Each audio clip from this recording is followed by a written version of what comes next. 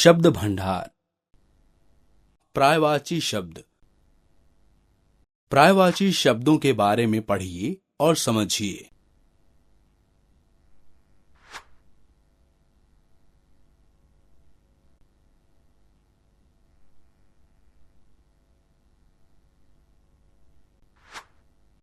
दिए सूर्य और पेड़ के चित्रों के पास कुछ अन्य शब्द भी दिए गए हैं, जिन्हें पढ़ने पर ज्ञात होता है कि ये सभी सूर्य और पेड़ के समानार्थी हैं। अतः स्पष्ट है कि एक ही वस्तु या प्राणी के कई नाम हो सकते हैं। व्याकरण में ऐसे शब्दों को समानार्थी या पर्यायवाची शब्द कहा जाता है। पर्यायवाची शब्द की परिभाषा इस प्रकार दी जा सकती है। समान अर्थ वाले शब्दों को पर्यायवाची या समानार्थी कहते हैं। पर्यायवाची शब्दों में थोड़ा बहुत अंतर अवश्य होता है, इसलिए उनका प्रयोग अत्यंत सावधानी पूर्वक तथा सोच समझकर करना चाहिए। आगे कुछ परीक्षोपयोगी पर्यायवाची शब्द दिए जा रहे हैं, उन्हें ध्यान से देखें।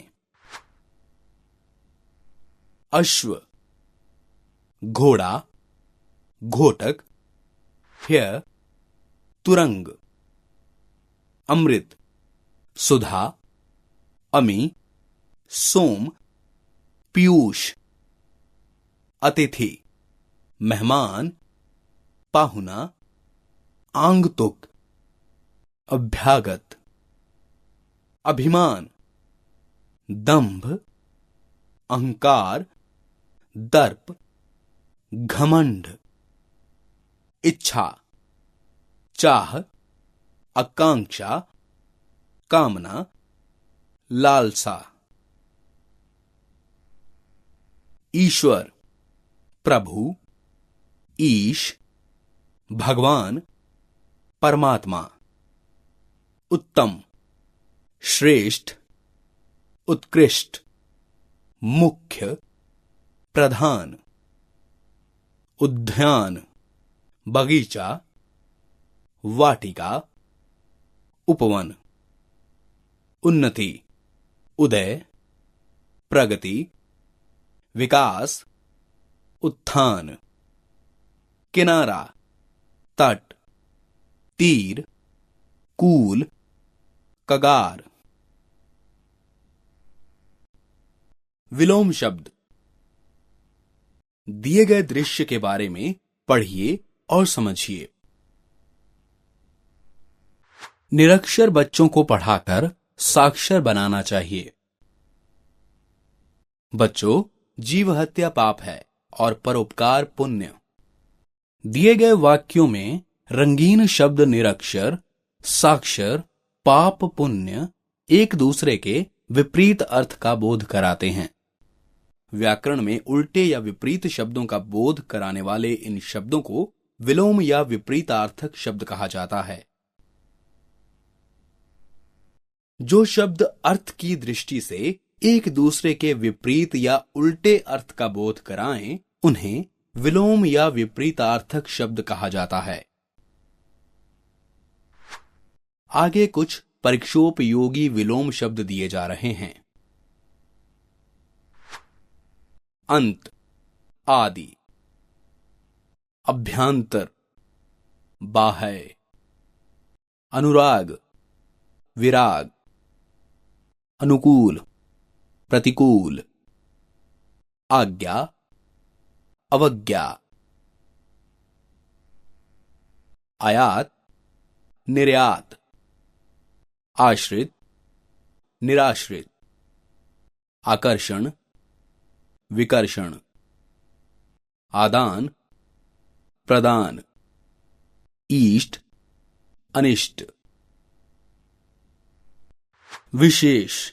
विलोम शब्द में तद्भव के विपरीत तद्भव और तत्सम के विपरीत तत्सम शब्द ही होने चाहिए। अनेक शब्दों के लिए एक शब्द।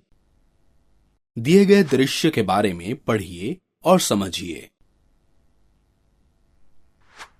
आजकल महानगरों में आकाश को चूमने वाली इमारतें बनाई गई हैं। आजकल महानगरों में गगनचुंबी इमारतें बनाई गई हैं। कुतुब मीनार इतिहास से संबंधित इमारत है। कुतुब मीनार ऐतिहासिक इमारत है। इन वाक्यों में रंगीन शब्दों पर ध्यान दीजिए। क वर्ग में आकाश को चूमने वाली शब्द के लिए गगनचुंबी तथा ख वर्ग में इतिहास से संबंधित शब्दों के लिए ऐतिहासिक शब्द का प्रयोग हुआ है। अतः स्पष्ट है कि अनेक शब्दों के स्थान पर एक शब्द का प्रयोग किया जा सकता है। ऐसे शब्द जो अनेक शब्दों के स्थान पर प्रयुक्त किए जा सकते हैं, अनेक शब्दों या वाक्यांशों के लिए एक शब्द के नाम से जाने जाते हैं। आगे अनेक शब्दों के लिए एक शब्द के कुछ उदाहरण दिए जा रहे हैं।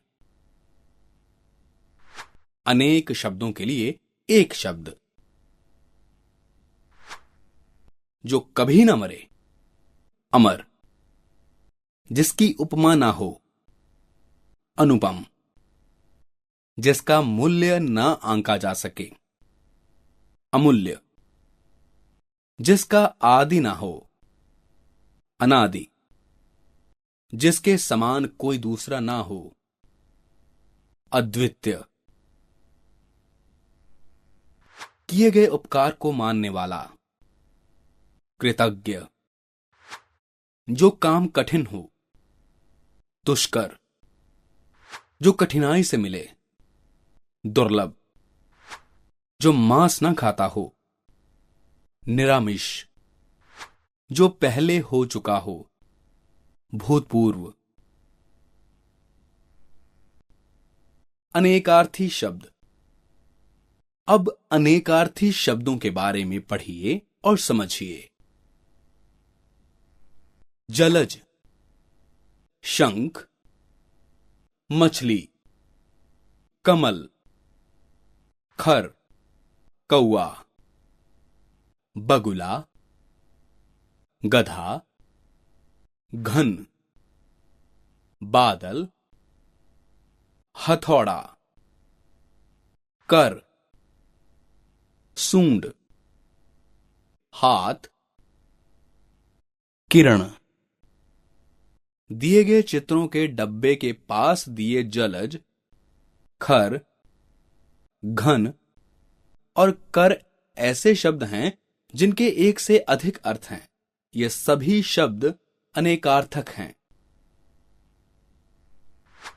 जब कोई शब्द एक से अधिक अर्थ प्रकट करता है तो वह अनेकार्थक शब्द कहलाता है।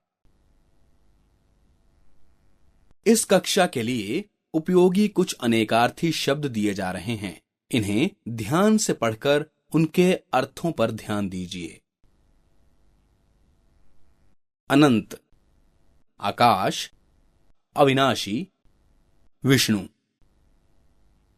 अंबर, आकाश, कपड़ा, केसर।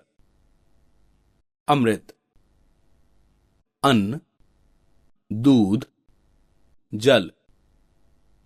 अंक, गोद, चिन्ह, संख्या।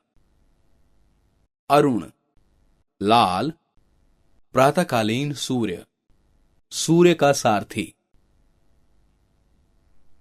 आम, एक फल, मामूली, सामान्य। उत्तर, जवाब, एक दिशा, पीछे। कल, मशीन, सुख, बीता हुआ दिन, आने वाला दिन। कनक, सोना, गेहूं, धतूरा। काल, अवधि, मृत्यु, समय। श्रुति सम भिन्नार्थक शब्द। श्रुति सम भिन्नार्थक शब्दों के बारे में पढ़िए और समझिए। चित्रों से संबंधित वाक्यों में रंगीन शब्दों पर ध्यान दीजिए। राजा धनु से बाण चला रहा है। धेनु का दूध स्वास्थ्यवर्धक होता है। इन वाक्यों में प्रयुक्त धनु और धेनु ऐसे शब्द हैं जो उच्चारण की दृष्टि से एक जैसे प्रतीत होते हैं, परंतु दोनों के अर्थ में भिन्नता है। धनु और धेनु श्रुतिसम भिन्नार्थक शब्द हैं। श्रुतिसम का अर्थ है सुनने में समान तथा भिन्नार्थक का अर्थ है भिन्न अर्थ वाले। वे शब्द जो उच्चारण की दृष्टि से समान रूपी लगते हैं परंतु उनका अर्थ भिन्न होता है, श्रुतिसम भिन्नार्थक शब्द कहे जाते हैं। आगे इसी प्रकार के कुछ शब्द और उनके अर्थ दिए जा रहे हैं, उन पर ध्यान दीजिए। अंतर, हृदय, भेद, अंदर, भीतर, अनल, आग, अनिल, हवा, असमान, अलग, आसमान, आकाश, अवधि, समय सीमा, अवधि, बोली, आदि, आदत होना, आदि, आरंभ, शुरू। सूक्ष्म अर्थभेदी शब्द। दिए गए दृश्य से संबंधित जानकारी को पढ़िए और समझिए। दादी जी ने दिव्या को उसके जन्मदिन पर गुड़िया उपहार में दी। विद्यालय के वार्षिकोत्सव पर प्रधानाचार्य ने मुख्य अतिथि को सम्मान पत्र भेंट किया। इन चित्रों में छपे शब्द उपहार तथा भेंट समान अर्थ वाले प्रतीत हो रहे हैं, परंतु उनके अर्थ में सूक्ष्म अंतर है। अपने बराबर वालों या अपने से छोटों को भेंट की जाने वाली वस्तु उपहार कहलाती है। किसी सम्मानित व्यक्ति या अपने से बड़ों को सम्मान पूर्वक दी जाने वाली वस्तु भेंट कहलाती है। अतः स्पष्ट है कि कुछ शब्द ऐसे होते हैं जो समानार्थी प्रतीत होते हैं, परंतु उनके अर्थ में सूक्ष्म भेद होता है। ऐसे शब्दों को सूक्ष्म अर्थभेदी शब्दों के नाम से जाना जाता है। समानार्थी प्रतीत होने वाले परंतु भिन्न अर्थों का बोध कराने वाले शब्द सूक्ष्म अर्थभेदी शब्द कहलाते हैं। आगे इसी प्रकार के कुछ परीक्षोपयोगी शब्द तथा उनके वाक्य प्रयोग दिए जा रहे हैं। अस्त्र, हाथ से फेंककर चलाया जाने वाला हथियार। तीर एक अस्त्र है। शस्त्र, हाथ से पकड़कर चलाया जाने वाला हथियार। गदा एक शस्त्र है। अनिवार्य, जिसके बिना कार्य संभव ना हो। कानून का पालन करना प्रत्येक नागरिक के लिए अनिवार्य है।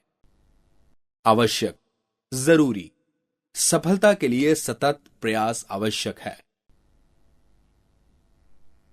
ग्रंथ, कोई बड़ी महत्वपूर्ण पुस्तक। रामचरितमानस हिंदुओं का एक धार्मिक ग्रंथ है। पुस्तक, कोई भी सामान्य पुस्तक। मैंने विज्ञान की पुस्तक खरीदी। गहरा, झील, कुआं आदि। मंदिर में कुआं बहुत गहरा है। घना, जंगल, अंधेरा, बादल आदि। चारों ओर घना कोहरा छाया हुआ है। आज्ञा, बड़ों द्वारा कुछ करने के लिए कहना। हमें अपनों से बड़ों की आज्ञा का पालन अवश्य करना चाहिए। आदेश, वैधानिक अधिकार के अनुसार कुछ करने को कहना।